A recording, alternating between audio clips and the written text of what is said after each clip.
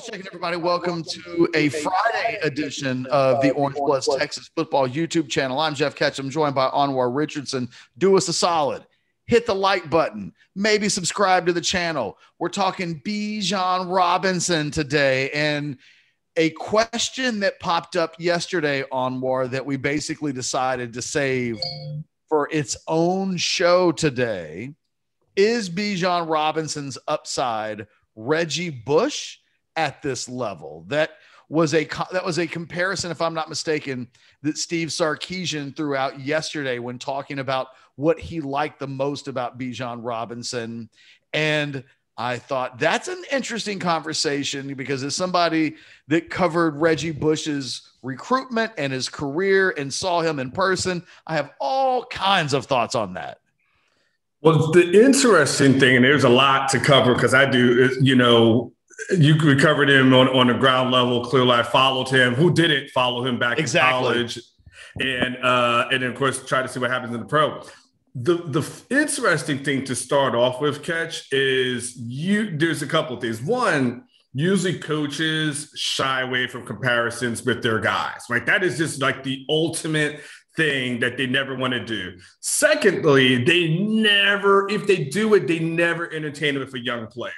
There's always that concern that young player may not be able to handle it. They don't want him to get a big head, only those type of things. So what it showed me is that Steve Sarkisian thinks this guy is really, really good, like Bijan Robinson. We won't get into like the analytics of like the comparisons and all that other type of stuff, but just from a base level, Catch, I'm like, wait, you brought a sophomore to Big 12 media days and you're comparing the sophomore to Reggie Bush?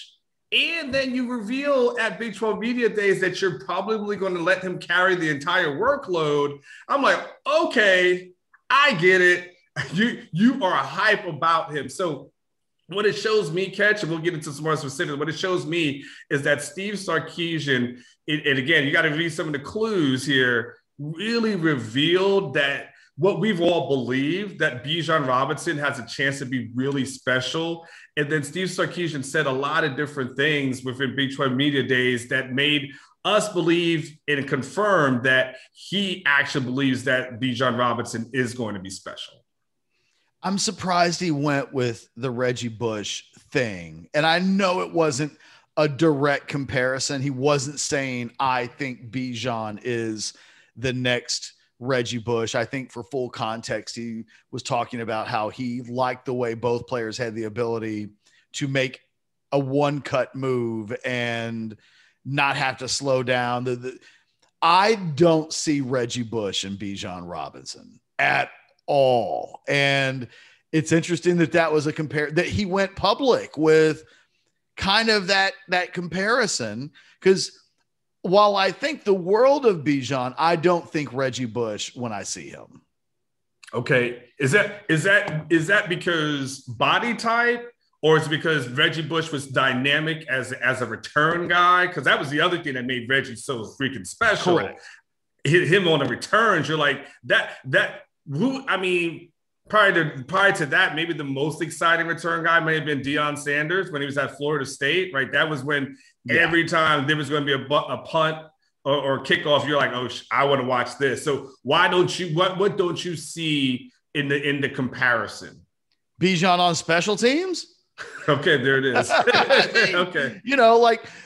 If you're drawing the Reggie Bush comparison, that means especially on special teams, and I think of Deshaun Jameson, and look, maybe, I guess there's a couple of reactions to this. One, boy, that would really speak to Deshaun Jameson's ability as a return guy. If you've got somebody that you think has Reggie Bush talents and a skill set to match and would rather not put that guy on kicks because you think you have somebody better.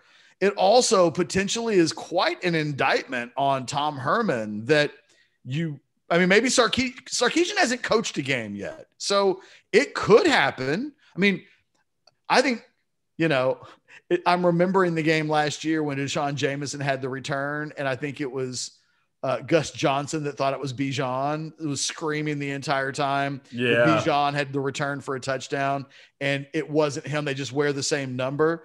I think those two guys on kickoff returns would be special. Like, kick it out of bounds, basically, or kick it through the end zone. Do not let those dudes touch it. But yeah, to me, Bijan, I think I try to think of the running backs that Bijan remind me of. And Reggie Bush is just such a unicorn. You know, it's like comparing a guy to Barry Sanders. At the collegiate level, there are a few. It's like comparing a guy to Vince Young. There are a few guys that I don't know that I'll ever be completely comfortable with guys being compared to. Reggie Bush is probably one of them. What's interesting though, Ketch, so I'm looking at Reggie's numbers from his sophomore season, 143 touches, 908 yards, 6 touchdowns. That was the 2004 season. 2005, 200 carries, 1,740 yards, 16 touchdowns. I didn't mention the reception portion of it, but in the 2014, we're talking about 43 receptions for 509 yards. And then, of course, in 2005, 37 for 478. So we just go his final season, you know, that's 1,700 yards plus another close to 500. I mean, you're talking about over 2,300 yards of offense from one guy. I mean, now look, if he's going to use him with that mindset that's what he's going to do, hell, okay, more power to you. And exactly. Look, if you're a Texas fan, you're like, hell yeah, you want to see that. The Reggie Bush thing, I mean, it's tough.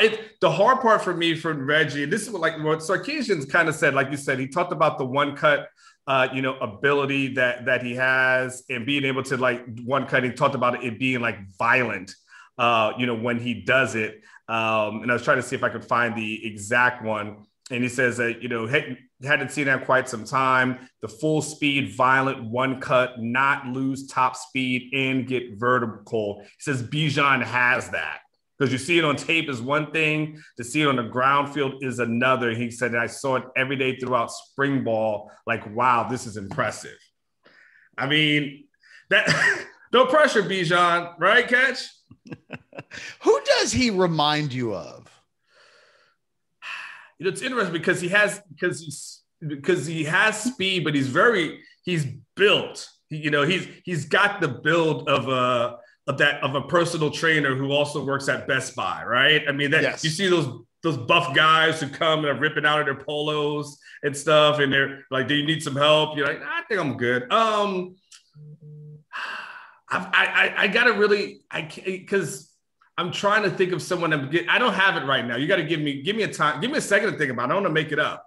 Well, I think one of the interesting things about Bijan is that he doesn't make me think of a guy right away. And I'm this guy reminds me of this guy. I think he's got a little Saquon Barkley in him, but I wouldn't say he reminds me exactly of Saquon Barkley. He's got a little Tiki Barber in him, like a young Tiki when, you mostly thought of him as a home run hitter and not a guy that eventually turned into in the NFL and all. I saw Tiki Barber in college, and I don't know that I remember thinking that he's as good as I think Bijan was, but they have similar styles, similar attributes, but there's not a guy that makes me that I ought to. And I think that's one of, credits to Bijan is we may look at him. I saw Ricky Williams every carry he ever had. I've never seen another running back that I've thought, oh, he's like Ricky Williams. I think Bijan is a unique guy that when it's all said and done, he may be the first Bijan. And who knows, if he's as good as Sark is kind of talking him up again, we may go a long time before we find another running back that we go, kind of reminds me of Bijan. Maybe he falls into this category of guys who are not easily comparable because every once in a while a guy comes around that's pretty unique. What about from a skill set standpoint, and definitely not a predicting standpoint, but you saw him firsthand. What about AP, Adrian Peterson? Oh, Adrian was such a freak. Okay. I mean, no. Yeah, I was trying to think of someone who's that stature. Because the thing when I was thinking about your Tiki thing, I think that Bijan is bigger than Tiki was. Probably for it just. But he had that build and that physique is what you know what I mean? Like you're right. He's not as tall as Bijan, but by the time he got to the pros, he was a very muscular north-south. I think they had similar skill sets, if not exact apple to apple kind of bodies. But again, I think the thing about Bijan, I'll just say it again, I think we may be talking about a guy that doesn't have a comparison, and that's what you want. My God, in recruiting, what you want is to get the unicorn that's never come around before. And Peterson, for me, falls into the category of Ricky Williams in that I've seen that guy once, and I've covered tens of thousands of prospects since, and ain't nobody come within a 10-foot pole of being a like for that guy. But I can't also point to a guy at the collegiate level and say, oh yeah, this was Bijan before Bijan. It's actually exciting to think about that. I don't know that I've ever framed it like this in my brain, but we may be watching the kind of unique talent that in a decade from now, we still haven't seen someone exactly like him that can do how he did it in the way that he did it. Now, here's the thing. If we don't have a direct comparison and you were not struggling, and hey, I would encourage anybody who's watching the video, if you I want to hear it right now. He looks like he's like this, you idiots. Why are you not saying it? Put it in the comments below. And then this way we'll know what's out there and you can be on record with it. Even if we can't think of a direct comparison, Ketch, what about productivity? Do you think we're going to take the special teams outside of it? So, because I think can I give you one guy that does come to mind a little bit? Who? Demarco Murray. DeMarco was big. DeMarco was big. DeMarco was but huge. I think more of DeMarco's combination of big and when he was in college, they talked about him as a guy that was initially like 4'3", 4. Like he drew some early Reggie Bush kind of comparisons because of his explosiveness, and he got bigger in the NFL. I'm mostly thinking, I suppose, of a younger DeMarco Murray, the DeMarco Murray that in his prime at OU when he was healthy was an absolute game changer. You know what I mean? Like. But again, I wouldn't say that's perfect. I would just say from time to time, DeMarco's a guy that pops into my head. Well, it's interesting as I'm looking it up, Ketch, they're both around the same size. DeMarco was at 6 foot, 227. I'm seeing Bijan listed at 6 foot. I'm just getting on this website here and see what they list him at. They list him at 215. Yeah. So that was in the NFL at 227. So you might be like exactly correct. So what do you think about from a productivity standpoint, right? If we don't expect him to really contribute like that on special teams, because we knew he did kickoff returns last year, but we're not expecting him as a punt returner. That seems to be Deshaun Jameson's forte. Outside of that, do you think he can have some of the same productivity that Reggie Bush had in those final 2 years? Well, we just haven't seen Bijan as a receiver be in a position to be worthy of talked about Reggie Bush catching 40, 50 balls a year. That was a massive, USC's entire game plan was we're going to hit you with 5 or 6 of those each week. And that's what we want to do, is be able to create ways to get him in space. If you told me right now that Bijan caught 50 balls this year, that would really excite me. That would let me believe that Sarkisian is absolutely using him in very creative ways. I don't know. Like I can't say that it's not going to happen, but I think that that's the wild card potentially in this Texas offense. If when we talk about the passing game, we're not invoking the name of Bijan enough, because he really wasn't that guy a year ago. Doesn't mean that he can't be, because I can remember seeing videos of him before his first game last year were in practice. He was catching one-handed balls in the end zone, and everybody was going gaga over like his physique and kind of how freaky he was. I think there's a skill set there. I don't know that it's been cultivated yet in a way that we can bank on a certain amount of the passing game going through him. But if you tell me that at the end of the season, that high of a volume, don't even have to tell me yardage, touchdowns.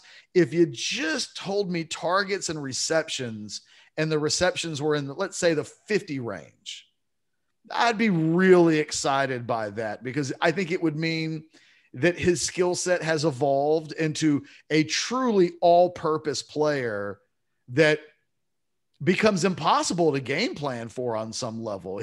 That means every time Bijan Robinson is on the field, no matter where he is, you have to know where he is first and foremost. And I don't know that teams do that when he splits out right now. I mean, you know what I mean? I don't know that of last year's guys, they would go, okay, Bijan's over there. Like, they're not dictating coverage. They're not dictating personnel. He hasn't proven himself enough there as a player that I think teams have put a lot of time preparing for what they would have to do if he ever got used that way, and the skill set transitioned and evolved into being that kind of a player. Now we're talking about really a world-class wrecking ball, because it's one thing to have a guy who's a 1,500 yard running back, right? That's incredibly valuable. Like, I don't mean to be dismissive of that, but if you've got a guy that can pick up yardage like that in the running game, but be the type of multi-purpose threat in the passing game that makes him just as dangerous and just as usable, now you're talking about a guy that can get to New York. That is the type of guy that gets invitations to New York. All right. I got three things for my parting shots here, right? Okay. They're informative questions. This is going over or under. I tell you, 1,250 yards for Bijan this season. You take the over, take the under. I'll go over. You go over? Okay. If you make sure you do this in the comments as well. 425 receiving yards. I'll go less. Okay, you take the under. A combined 18 touchdowns. I'll take over. You take the over on 18 touchdowns combined. Yeah. That's for okay. I probably with you, I would take the over on the receiving. Probably, I'm not quite sure over on the rushing. I'm probably going to go over on the receiving, but not by too much. And I'll probably go over on the 18 TDs. Because I just think, pressure. For me, I just think he will be the entire offense, right? And if things go bad, he will still be the entire offense. So I just think that Keelan Robinson's going to have a big role in the passing game from the running back position. And we know that Roschon's been a guy that on third downs they like to keep in for protection issues. So, you know, we just haven't seen a lot of those two, like 3rd and 6. Bijan, Roschon on the field at the same time, we've not seen very much of, if much at all. And what about, I'm curious, would we see a formation where we see Bijan and Keelan like in a position to if Steve Sarkisian is getting his best playmakers on the field, we're going to see, I think, some creativity with personnel packages. But if it's one or the other, then I think in passing game situations, they may choose to rest Bijan a little bit. They may want to infuse a few other guys. I just have doubts about whether or not he's going to be used in the passing game quite like that. But again, if you tell me that it happens, I think there's a much better Texas football team because of it. Well, here's the thing I'll say, Catch. This definitely be my final shot.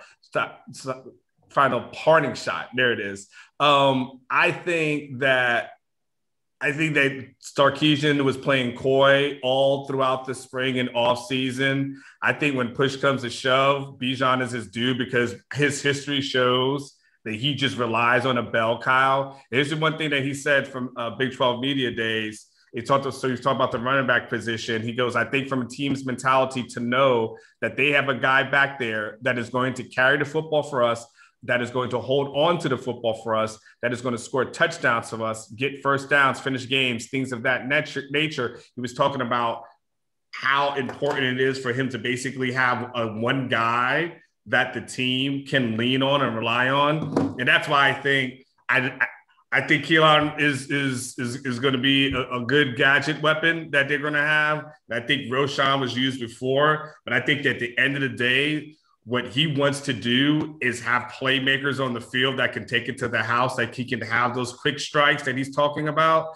And Roschon is not going to necessarily give you those quick strikes. Like Roschon will be solid, but he's not going to be that boom, 3 plays, 4 plays, whatever it's going to be, touchdown. I think he's going to lean on Bijan more heavily than he's indicating, but he's starting to hint towards. And I think we're going to see it from there. So that's the last thing I'm going to say about that. I don't know if he's going to be Reggie Bush, but I tell you what, if he is the next coming of Reggie Bush, first of all, I would love a trip to New York. I haven't been there in a few years. And secondly, that's going to mean that Texas has had a really special season. Leave in the comments who you think he reminds you of. I'm dying to see who you think the correct player comparison is. And while you're at it, leave in the comments what you think he does in the passing game. Like if what was your yardage mark again? 350? Okay. 1,250 yards rushing to over or under, 425 passing, over or under, 18 overall touchdowns. That's rushing and receiving, taking the over under. Give me that on Bijan. And before we go, Anwar, I have to do something. I noticed on Orangebloods, a couple people in the war room were complaining because they think that your questions to Sarkisian or your comments and commentary around them, they feel like you say it too much. So we're gonna put an embargo on the comments about kids at the high school level were 2 years old when Texas last won a national. You're not allowed to say that anymore. I'll take a temporary embargo. Temporary embargo. We have to embargo that for just a little while. Okay. People feel like you've said that. Two people. It's not a large sample size. No, it's not. I want those two complainers to know that we listen to them, that we take we appreciate them watching loyally, so loyal that they feel like they've heard you say that too much. So embargo. Been said a couple of times, or I could just take the Ketchum approach and just argue with them and tell them why they're wrong. And then I'm going to still keep saying it as well. But so there is two ways of doing this, right? But true. At the end of the day, from a recruiting perspective, you're saying you're better than me and you're not going to do. Here's all I'm going to say.